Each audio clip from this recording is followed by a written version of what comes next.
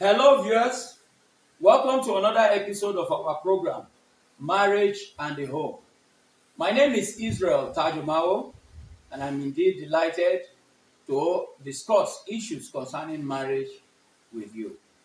The issue of marriage is a very sensitive one that affects almost everybody, and there's quite a lot that we need to learn when it comes to marriage. We want to encourage our young ones to join us in this program. We want you to watch because there's a lot you are going to learn. If you plan to get married soon, in the near future, this is going to be a lot of help to you.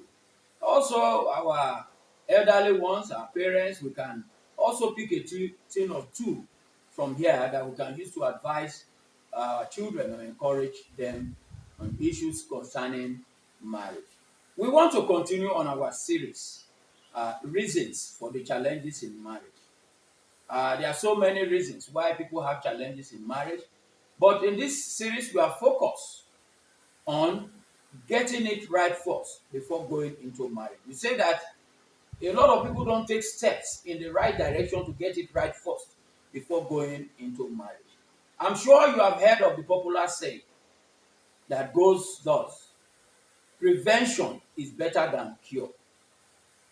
When you know where you are going, you know the things that are likely to happen, you can take measures to avoid these things if the things will be detrimental to you.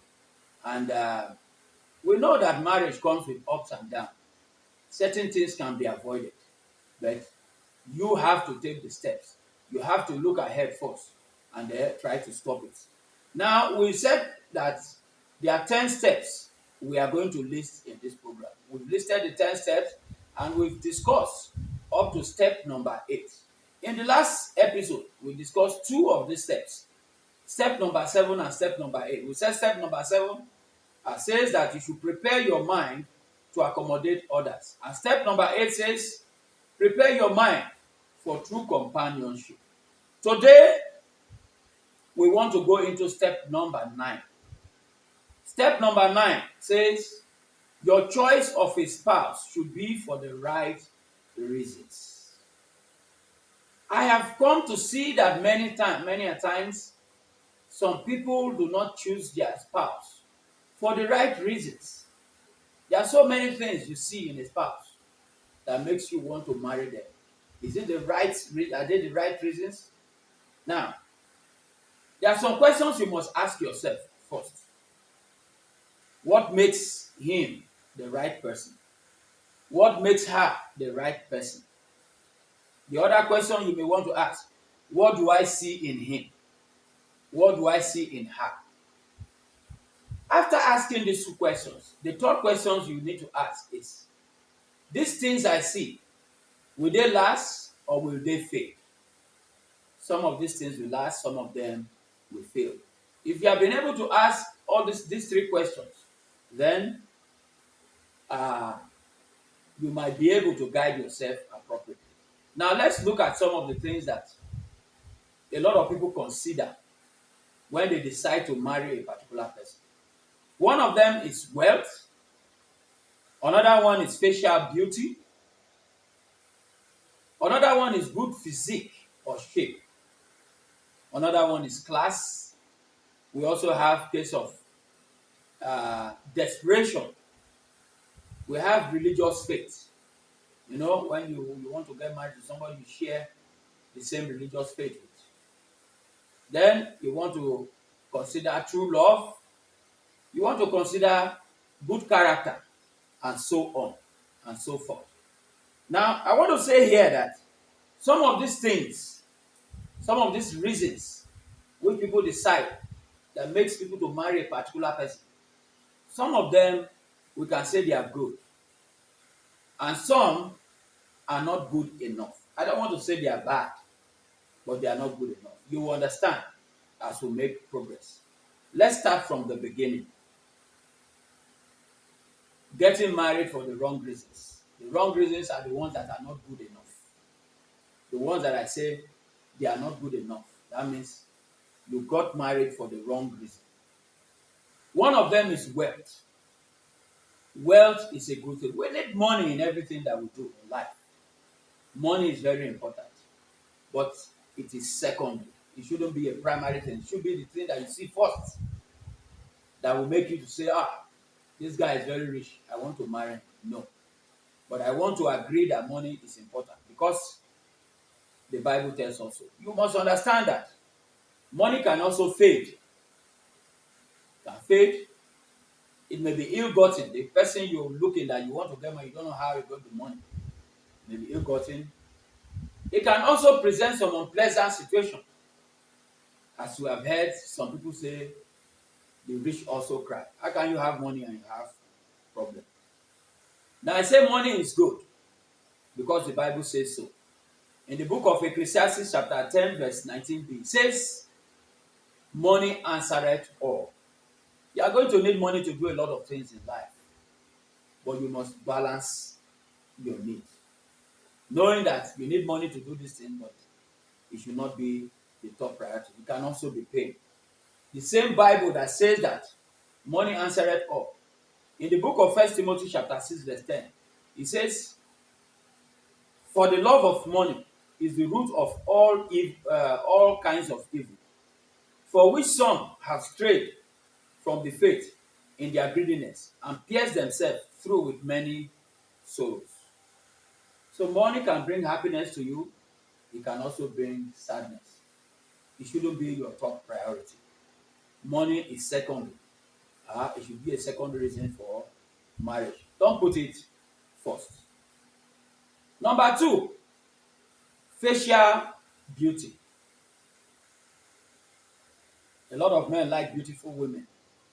A lot of women like handsome men. My dear, there's nothing wrong in marrying somebody that is beautiful. I married my wife because I thought she was beautiful, and I still believe she's beautiful. But that should not be a primary reason for marriage. You have heard some people say that beauty is in the heart. There are other things you will consider. Beauty should not be the first reason. There is a saying that goes, a pretty face gets old. A nice body will change. But a good woman will always be a good woman. So, beauty will fade. Again, the book of Proverbs chapter 31 verse 10 says, charm is a deceit, and beauty is vain. But a woman who fears the Lord is to be praised. So, you have to be careful what you choose. Facial beauty. Somebody that is beautiful today is going to age, and the face will change. What will you do? Even before it gets old, the woman can get pregnant, have babies, and then her body begin to change. The man starts work, busy, gets pot belly and all that. Changes will come. So what do you do? So beauty is not the first priority. You should look out for other things. The other one is physical, a good physique or shape. You see the woman with very beautiful curves, nice breasts and all that, good skin and everything. Or the man is a hunk. He has a good body build and all that attracts you. It's not a bad thing again, like I would say, but it shouldn't be your priority. It shouldn't be your first priority, that is secondary. Age will bring about changes as well. Health will make changes. So we need to consider all that. These are not good reasons for you to select a spouse, even though you can say they are good, but they are not good enough. Another one is class. Some people want to belong to a particular class. When you look at this class, you ignore certain other qualities. You overlook them and go into that marriage with the person. It shouldn't be that. You shouldn't consider class. You should consider some more other important qualities or reasons that we are going to look at. It does not give true happiness. Sometimes the parents will want, to matchmake their children so that the wealth can remain in the family. Marriage should not be a thing of class. So that is what, even the wealth that makes them to matchmake them the wealth can fade. So it should not be that. Another one that I see is desperation. Sometimes when a woman is getting old, she becomes worried. Age is not on my side. Age is not on my side. Anybody that comes, they accept.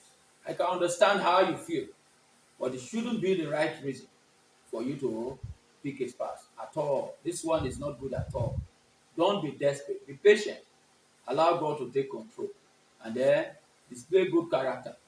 Be humble and all that. You will have your own husband. This is common with women. As they get older, they become desperate. You hear them say things like, I am not getting younger. I can understand how you feel, but you just have to be patient. Desperation does not help. All right? A lot of things could go wrong when you are desperate. You will not be able to see. You do not make out time to get to know the person because you are in a hurry to get married. You ignore his negative behavior. And later in the marriage, these things will begin to surface. You might not be able to cope. You enter into a marriage with a perpetual character endurance. You begin to endure until you cannot endure anymore. At the end of the day, that marriage may break up eventually. And you don't want that. Nobody wants that. Now, let's look at the right reasons for choosing a spouse. What are the right reasons to consider? The ones that are good. The first one is true love. It is good that you get married for true love. Make sure it is somebody you love and the person loves you back. One thing is to love somebody, another thing is the person to love you back. If he doesn't love you back, there's a problem. True love is very important in marriage decision. When there is true love in the heart of the couple, they are able to overlook and get by all challenges in marriage. When challenges come, because of the love, it would not even mean anything to them. They are able to overlook it. Tom Mullen says, happy marriages begin when we marry the ones we love, and they blossom when we love the ones we marry. That is the reality of marriage. Songs of Solomon chapter 8 verse 7 says, many waters cannot quench love, nor will rivers overflow it. If a man were to give all the riches of his house for love, it would be utterly despised. You cannot compare riches or anything with love. And love is what makes the marriage to withstand pressure. So, true love is very important. Another thing is you want to consider is your religious faith or religious background.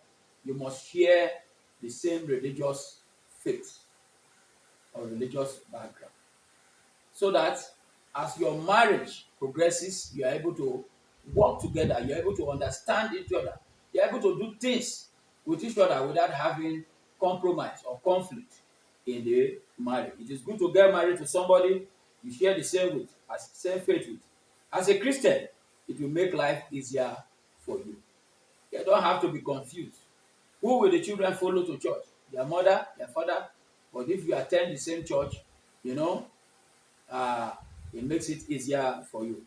So you need to have that same religious background. The book of Amos chapter 3 verse 3 says, can two walk together except they be agreed? If there's no agreement, how can they work together? There will be a challenge. That is why you need to share the same faith. Now, another thing you want to consider is good character. Good character is very important. It's what you want to look at. Like I said, you have to balance all this. Don't say you are so much in love and you don't want to look at the character. Don't say that you are considering wealth and you don't want to look at the character. Don't look at facial beauty and you don't want to consider good character. Good character is very important. You must be able to consider that. Some men focus on physical beauty, which may prevent them from seeing the bad character. Some women may get married to a violent man because they don't look at the character very well. And some marry for true love. But we must be able to balance all this appropriately so that we don't make mistakes. The book of Proverbs chapter 31 talks about finding a virtuous woman. When you look at the virtuous woman in Proverbs chapter 31, it says a whole lot of things that the woman does. how she supports her husband, how she takes care of the children, how she works very hard and makes her husband proud. You know? So these are good virtues you must look at for the virtues. Proverbs 31:10 says, who can find a virtuous wife? For her worth is far above rubies. When you see a woman with good character, you cannot compare it with any wealth or anything. So also, you see a man with good character, it cannot be compared. So you must look for good character. It is important. So there are other things that you look out for. Somebody that is hardworking, because it can also be a problem. The man has to be hardworking. The woman has to be hardworking, most especially in this time that we find ourselves. So look for these things. There are many other things, but these are the primary things that are key. We talk about true love. We talk about same religious faith. And we talk about good character. And lastly, I said you should consider somebody that is hardworking, that has a future. You have a future with that. You are going to enjoy the marriage. So we are going to stop here today. I appreciate you for watching. I thank you for watching. If you are not subscribed, look at the button below that says subscribe. Hit on the subscribe button. I want you to continue to watch. Share the video with other people so that they can benefit from it. Thank you for watching till I come your way again next time. Bye.